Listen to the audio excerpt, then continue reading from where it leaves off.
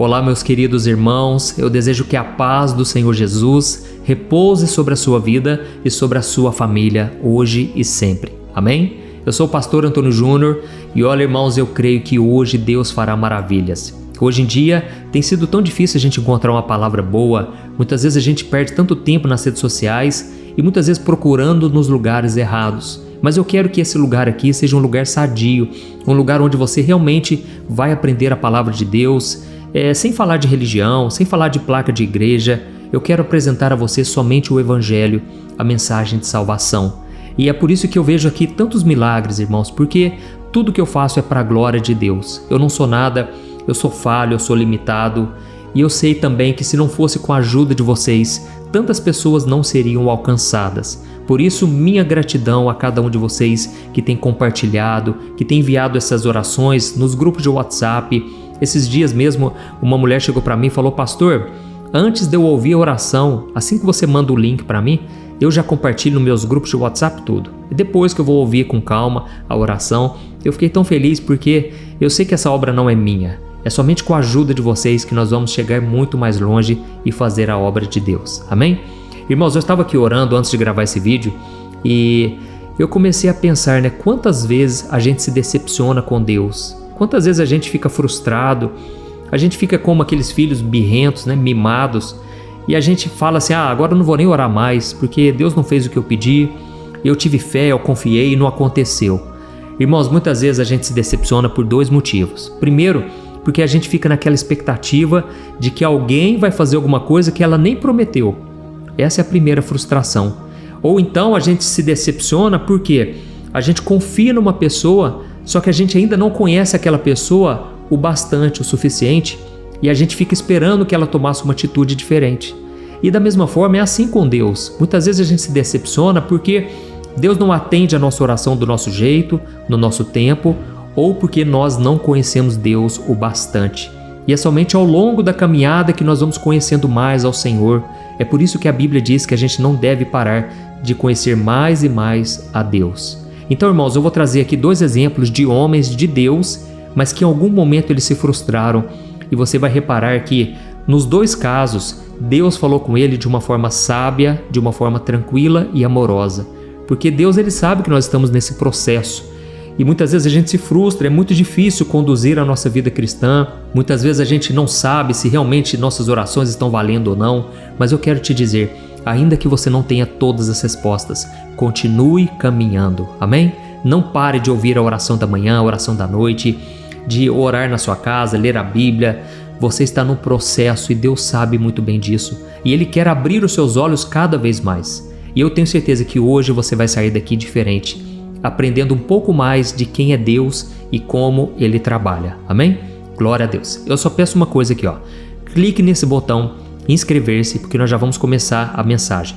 Do lado vai aparecer um sininho, ative o sininho da notificação e selecione a opção todas, para você não ficar de fora de nenhum vídeo que eu colocar, tá certo? Irmãos, o primeiro exemplo que eu quero contar aqui, que eu estava pensando, foi sobre o profeta Jonas. Jonas era um homem de Deus, ao contrário do que muitas pessoas podem pensar, de que ele era um homem insensível, um homem desobediente, e realmente ele foi isso durante um período da sua vida, mas eu não creio que ele era sempre assim. E tudo começou quando um dia Deus falou para Jonas: Jonas, eu quero que você vá numa cidade chamada Nínive e você vai pregar para aquelas pessoas lá.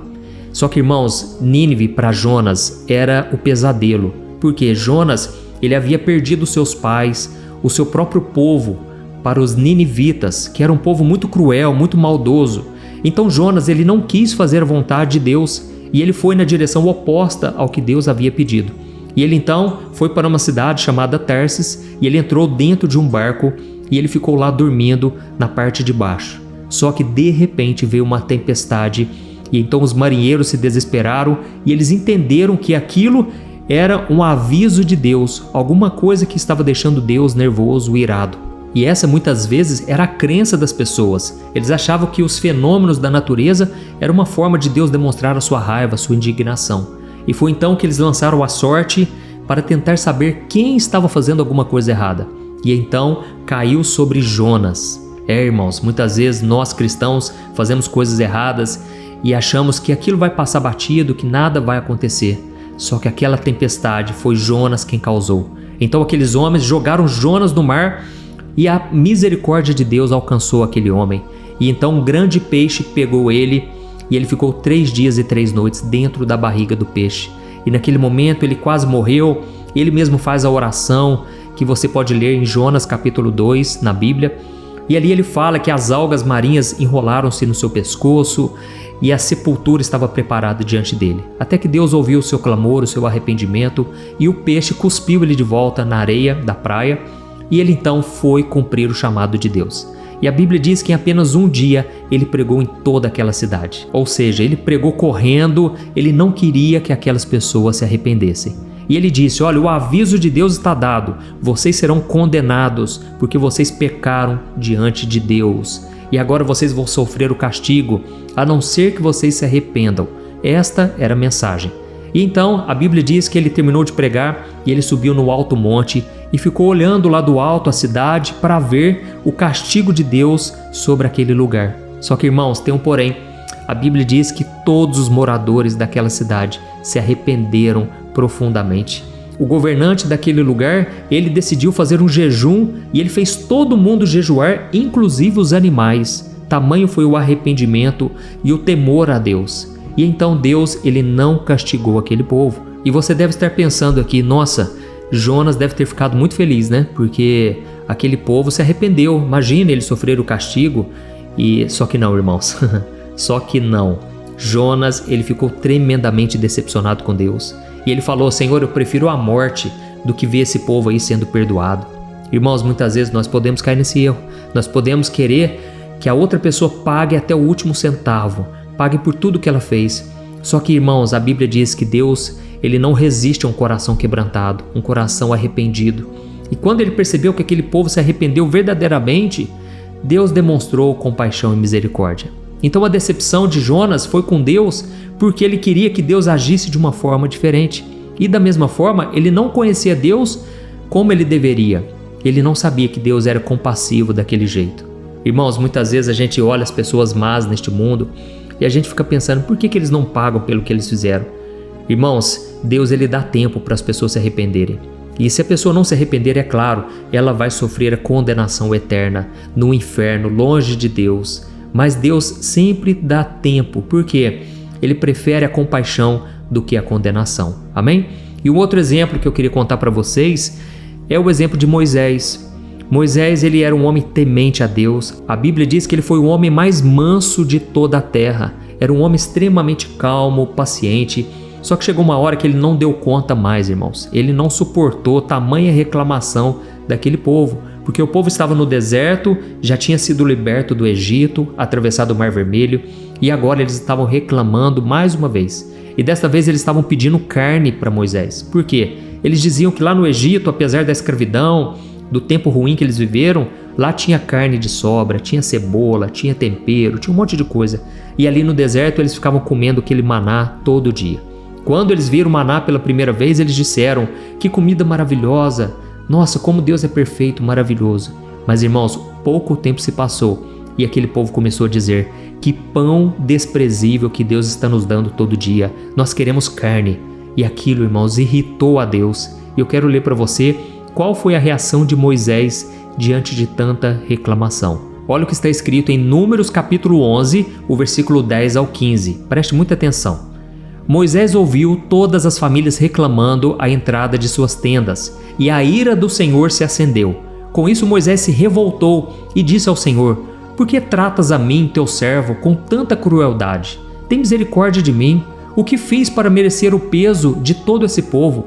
Por acaso eu gerei ou dei à luz esse povo? Por que me pedes agora para carregá-lo nos braços, como a mãe carrega o bebê que mama? Como levarei esse povo para a terra prometida que juraste dar a seus antepassados? Onde conseguirei carne para todo esse povo? Eles vêm a mim reclamando, dizendo: dê-nos carne para comer.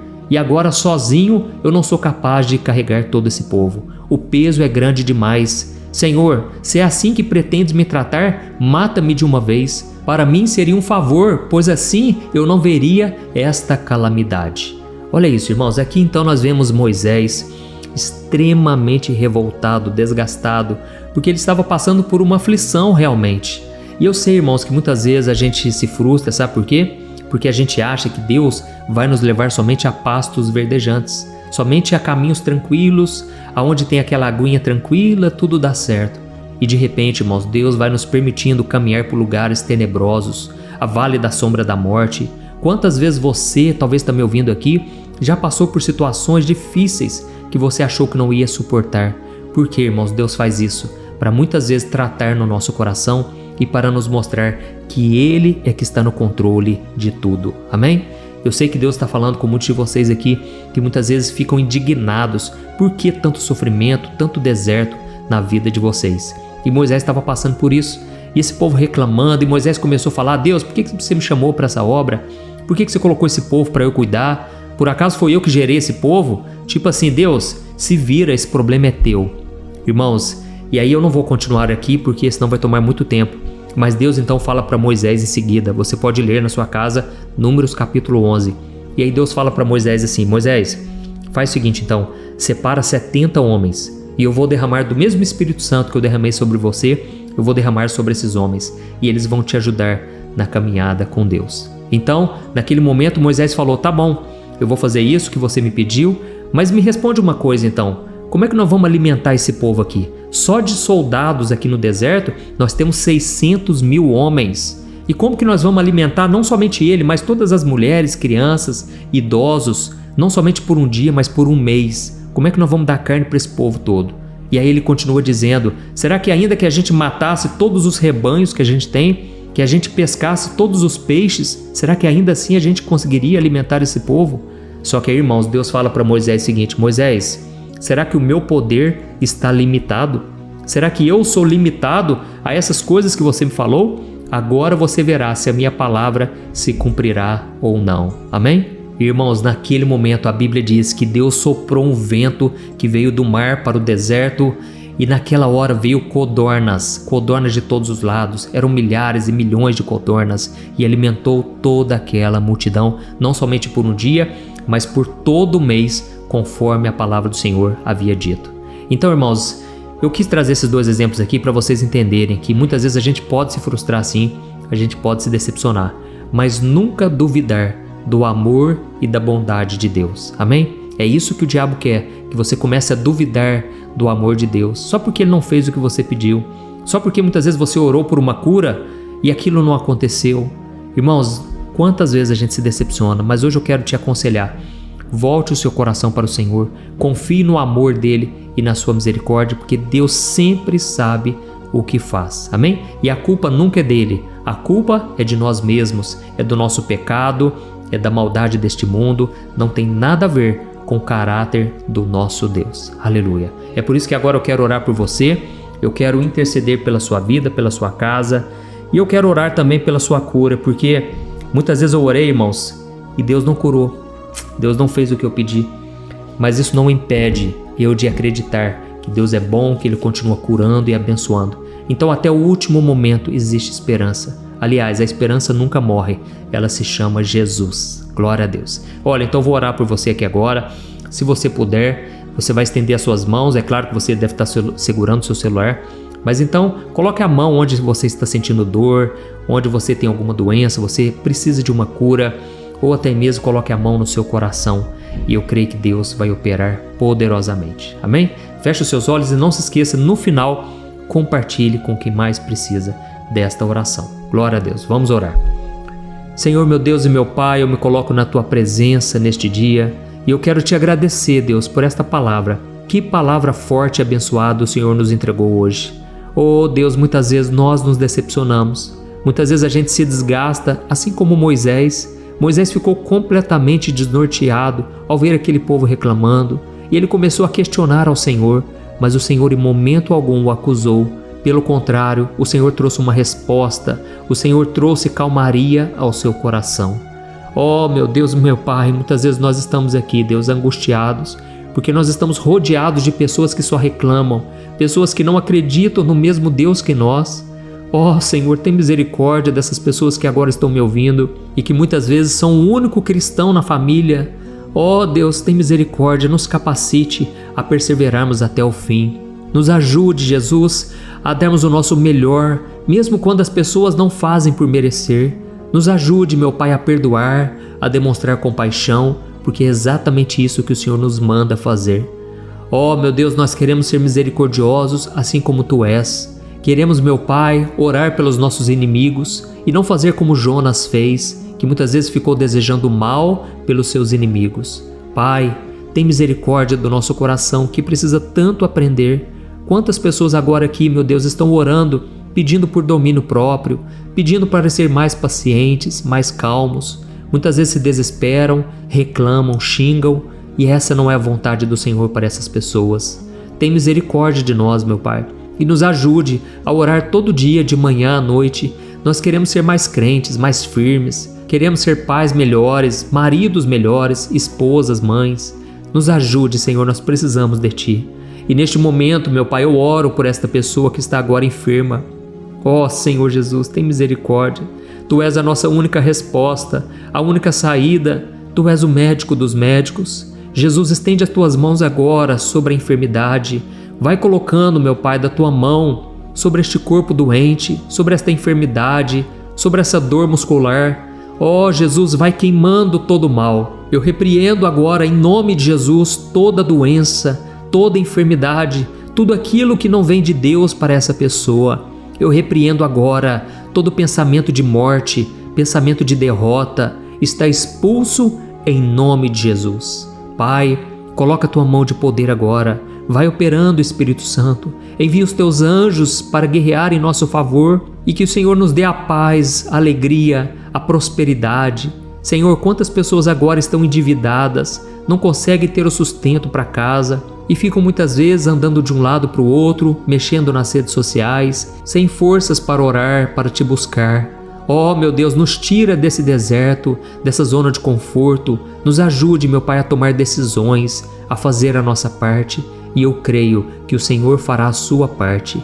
Oh, meu Deus, nos perdoe, porque muitas vezes nos frustramos por colocarmos expectativas em algo que o Senhor nem prometeu, mas nós muitas vezes queremos porque queremos. Que o Senhor tenha compaixão de nós, Pai. Estamos aprendendo ainda a caminhar contigo e nós queremos aprender com Jesus, que é manso e humilde de coração. Ajuda-nos, ó Deus, a viver neste mundo tão difícil e que nós possamos viver um dia de cada vez, porque o próprio Senhor Jesus disse que basta cada dia o seu próprio mal. Nos ajude, Senhor, fica conosco e que a Tua bênção, que a unção do Espírito Santo repouse sobre cada pessoa, hoje e sempre. Em nome de Jesus que eu oro e Te agradeço. Amém. Glória a Deus. Aleluia.